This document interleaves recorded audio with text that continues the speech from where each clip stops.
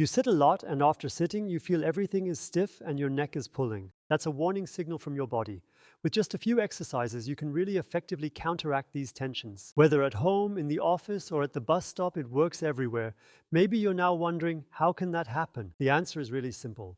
We tend to sit too much and move too little. And if that is extended over long periods of time, like on a long train ride, in a plane, or in a car, however it may be, then the muscles tighten up, increasing their tension.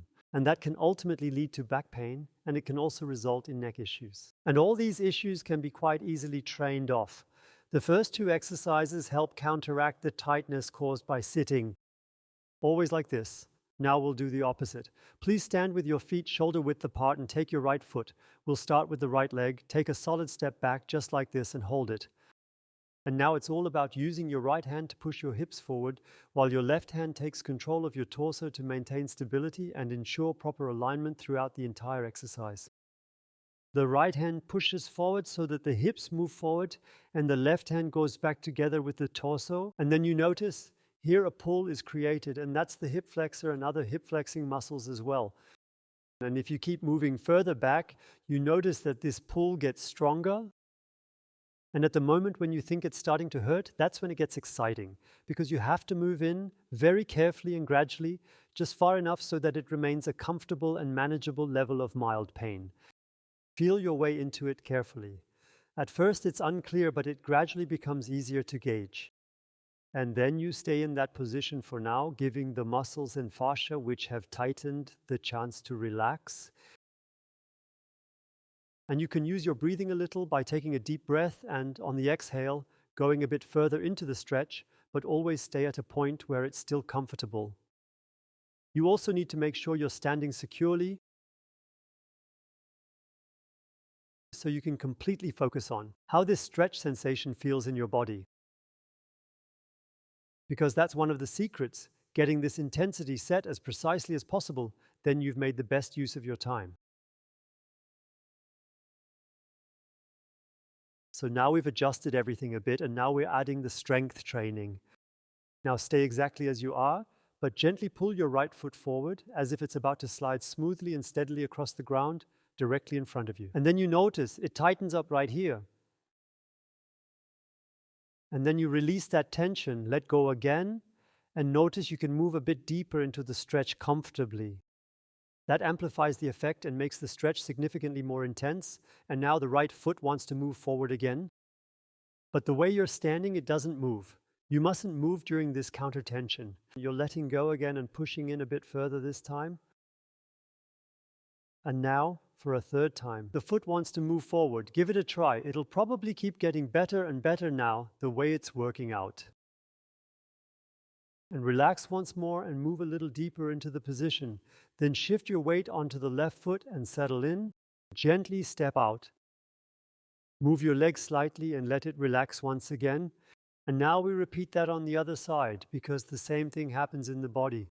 You position yourself shoulder width apart once more, then take a step back with your left foot to get into the correct stance. The left hand moves to the lower back, allowing the groin to shift forward, while the other hand rests on the belly button. And then the left hand pushes the groin forward, while the right hand gently guides the body's movement. Nice and back. And then you also begin to feel the tension in the left leg, on the inner upper thigh becoming more noticeable. Keep moving further back. And breathe into it. You're already familiar with the feeling from the other side. Take a nice deep breath in and out. And now try to pull your left foot forward. It might feel a bit unfamiliar or strange at first, but with a little practice and a few repetitions, you'll gradually get better and more comfortable with the movement as you keep working on it. And then pull your foot forward, but it doesn't actually move. That's the trick with this tension. You're engaging the muscles without any visible motion. We create tension while staying almost motionless. In the maximum stretch, that's what makes it so effective. And relax once again and gently move a bit further forward with the groin while leaning the torso back. And once more, the foot wants to move forward. You relax, go deeper into the stretch, and once more, the foot really wants to move forward right now. And you relax, Go a little deeper into the stretch. And transfer your weight onto the right foot. You're also swinging a bit to the left here. Feel into it now. You might already notice quite a big difference. Now we're going to do the final exercise. You can do it seated or even standing. I'll do it standing. You just stand up straight and now slowly bring both hands from the front all the way up to the upper back of your head, positioning them gently there. And now pull your head as if it's trying to curl in. So the chin moves down towards the throat, the nose points towards the throat. Keep curling forward, gently and steadily, without forcing it, letting the stretch feel natural. And then you notice at the back of your cervical spine, there it starts to pull. And what's typical about this pulling sensation back there is that it feels like a burning, almost stretching kind of pull. But no matter if it just hurts from the stretching, if it's a burning pull or whatever, you tune into yourself and bring it to an intensity that you can just about handle comfortably, staying right on the edge of what feels manageable and within your current limits without pushing too far. And then you're always on the safe side. You also move slowly. With the cervical spine, we're naturally more cautious than with the rest of the body. Good. With lots of control.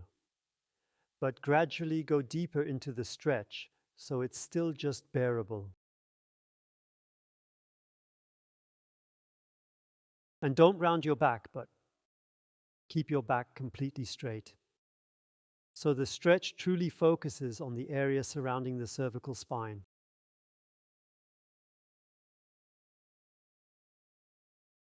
And then very gently, you try to unroll what you just gradually rolled forward, moving it upward and backward, maintaining control and awareness throughout the motion. So the head wants to go up and unroll at the same time. Now you engage right where you feel the stretch, and that's exactly what we want. Then relax once more, we gently move a bit further in. And repeat, we aim to roll up towards the top. Relax and curl in just a little bit deeper now. One more time, a third time. Roll up, relax, and gently curl in just a little bit further now. Nice and easy, take your time. And then slowly straighten back up, taking your time. Gently move your head around a bit to release tension. Move it in circles back and forth, very gently stretch it. And now focus once more on the overall movement. How's your back feeling? There was some stiffness when you got up. Try it again now, focusing on it. How is it now? It could very well be that it's better now that you don't even notice it anymore. And your neck is definitely feeling more relaxed now because that tightness you experienced earlier, which caused such discomfort, has been completely resolved through stretching. Do you know anyone dealing with similar issues who might also have a long flight or a lengthy car ride coming up? Then make sure to share the video with them. They'll really thank you for it because it'll simply make them feel better.